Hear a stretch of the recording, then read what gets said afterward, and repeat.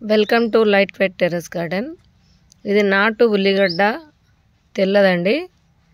అయితే ఈరోజు అయితే మనం నాటుకుంటున్నాము. నిన్న కూడా కొన్ని నాటానండి. అయితే నాటేది ఎలా అన్నది కూడా మీకు చూపెడతాను. అయితే ఉల్లినార అనేది ఇలా ఉంటుంది. అయితే దీని చివర్లో ఇలా కట్ చేయాలి. కట్ చేస్తే ఇలా ఉంటుంది. ఈ చివర్లు కట్ చేసి పెట్టాలి మనం. ఓకే. అయితే మట్టి అనేది ఫస్ట్ మనం లూజ్ చేసుకోవాలండి. లూజ్ చేసేసి ఇలా కొంచెం కొంచెం తవ్వేసుకొని ఇట్లా పెట్టుకుంటూ పోవాలి. పెట్టేసి కొంచెం ప్రెస్ చేయాలండి. ఇట్లా దూరం దూరం ఒక 2-3 ఇంచుల దూరం పెట్టాలి. ఎందుకంటే గడ్డ అనేది ఊరాలి. ఓకే. ఒక్కొక్క దానిలో ఒక్కొక్కటి ఇలా పెట్టేసుకుంటూ మట్టి కప్పేయాలి. ఇలా అంతే.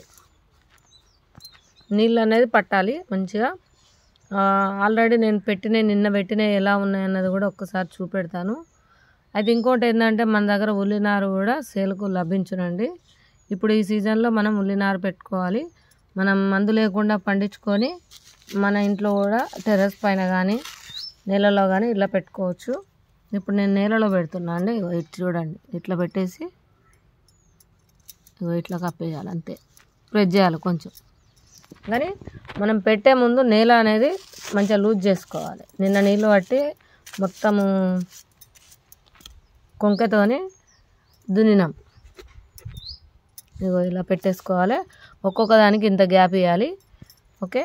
అయితే నేను ఏమేమి పెట్టాము, ధనియాలు పెట్టాము. ఇగో ఈ మడిలో ధనియాలు పెట్టుకున్నాను. అక్కడ చూడండి ఉల్లినారు ఎంత చక్కగా వేసుకున్నాము. ఇదంతా ఉల్లినారండి. చూసారు కదా ఎంత బాగా వచ్చిందో. మరి మీరందరూ కూడా ఇలా పెట్టుకోండి. టెర్రస్ పైన కానీ నేలలో కానీ మంచి ఉల్లిగడ్డ అనేది ఊరుతుంది.